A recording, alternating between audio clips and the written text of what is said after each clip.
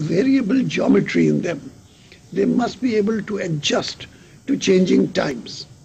But the UN Charter is impossible to amend because it has an Article 108 which says no changes unless we, the big five, agree to each one of the changes. In other words, you are at the mercy of the action ability of the P5, of the permanent five, and they don't allow you to make any change, which is why the Charter has been changed only marginally 5 times in the past 64 years, and all the changes have been consequential. None of them have been substantive changes. And so, Ms. Swart, Madam Center for UN Reform, here are you sitting at the apex of watching the UN, and you have to watch more than I have to watch, because I am from a member state, and therefore I am, part of the system. I have an interest in a system which does not work. But you are the conscience of the world, because you are the NGOs, you are civil society. And therefore the responsibility, I think, is greater on you than it is on me, because I am part of the corrupted system. You are the one who are supposed to bring us onto the straight and narrow. And so my question to you is, are you doing your job? Are you bringing us onto the straight and narrow? And if not, why not? Well, thank you, Ambassador Kamal, for these provocative questions. I didn't have them beforehand, so I'm not sure how deep my responses will be. But my first responses are as follows. First of all, the Center for UN Reform Education tries to provide neutral and transparent information for the public at large. In the first place for other NGOs, but also for academia and for interested people throughout the world through our website. We don't do advocacy as such.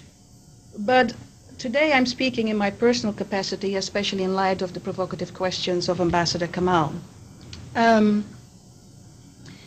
Yes, the UN is not democratic at all, especially, I think, the Security Council. It has a limited membership, and the worst thing, obviously, is that you have 5 permanent members with veto powers. The situation reflects the situation after the Second World War, but obviously it doesn't reflect the current situation. And personally, I believe that there should be expansion to make the Security Council more representative and legitimate. But the problem is,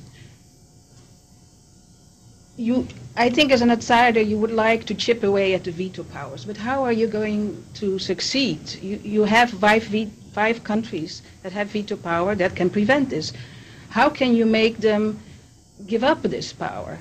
And I think unless the rest of the member states really coordinate activities in this regard, really stand up and say, us, the other 180 some countries find this unacceptable, we have to do something about it, and let's start with do not use veto power in case of situations of genocide, etc. Now, the problem with expansion as they are discussing it now, but Jonas is an expert, so I will let him talk more about this topic, but from my perspective, what is worrisome is that expansion means that some new powerful countries get elite status, maybe a permanent seat. And we're talking about Brazil, India, Japan. So new economic powers get another exclusive seat at the table. I think this in itself is not democratic, to equate power with having a seat at the Security Council. Now, the General Assembly, of course, is more democratic. You have 192 states that each have a seat at the table. But the problem is that they can't achieve much because they are so divided among themselves. And I would say the North-South divide, the divide between poor and rich countries, is the biggest problem. The South is very effectively united in the group of 77, which consists of 130 countries. And especially in the budget committee, the fifth committee, they can use this power, and they do it, from my perspective, because I have been following this committee very closely for 3 years now. But the North is not united in the General Assembly. You have the EU that usually does come to common positions. But then you have the US that has, in the last 5-8 years, been somewhat difficult, especially under Ambassador John Bolton. During the Bush administration, the US was very much a lonely cowboy at the UN. Then you have some other countries that are outside. You have New Zealand, you have Australia. These countries sometimes side with the US, but more often with the EU. And then you have this group of G77, or the non-aligned movement, which I believe is 112 countries? 114 countries. But apart from these blocs that have to come to agreement to make something happen, and getting agreement is very, very difficult, my feeling is that the largest group of countries, even within the G77 and the EU, really don't have a lot of hope for changing the UN. They think that at the best the UN can just muddle along. I heard one ambassador of a small country actually using these words. There is a feeling right now that there's little hope for reforming the UN. They've had some efforts since 2005, some serious efforts, but not much have come out of these, and I can talk about these in more detail later on. But to get back to Ambassador Kamal's points,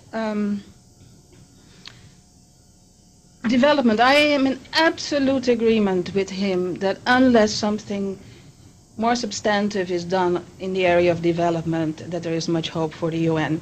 The Secretary General usually speaks that you have 3 pillars at the UN. You have human rights, you have development, and peace and security. But the group of 77 strongly feels, and I can't blame them, that not enough effort is spent on development. And the developmental efforts at the UN and in the Bretton Woods institutions are the least democratic at all. Here the donors have the biggest say, very, very clearly. I'm in agreement with Ambassador Kamal. Something will have to change. Now about a charter, allowing charter change. Again, I think, yes, the P5 can stop it, but if in some areas you can unite the rest of the membership, I think you can shame these P5 members into action. And seeking such unison is key to changing the UN.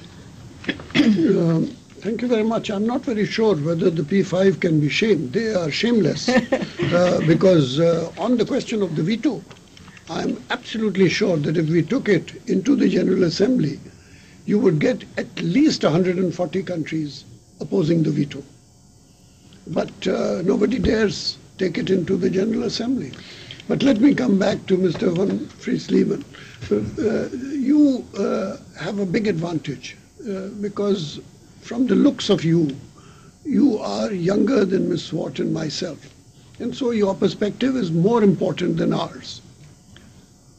Does this building look like, you see, we are here not to depress Fairleigh Dickinson University and the Bergen Academy, but to give them hope. And you have these 2 oldies who are just depressing everybody. And so we look to you to give us a spark of hope in this situation. The floor is yours. Thank you so much. Thank you so much, Ambassador, for inviting us, first of all. To begin with your question, first of all, I must say that I fall, as a 30-year-old, I fall just outside of that age group that you talked about in the beginning. But the question of whether or not where the UN is heading and whether or not we're heading in a positive development or negative, I would start off with saying that if you look at it since the beginning of the UN, we're actually in a positive phase at the moment because the UN has never been involved in so many things as it is at the moment. So in my perspective, it's really a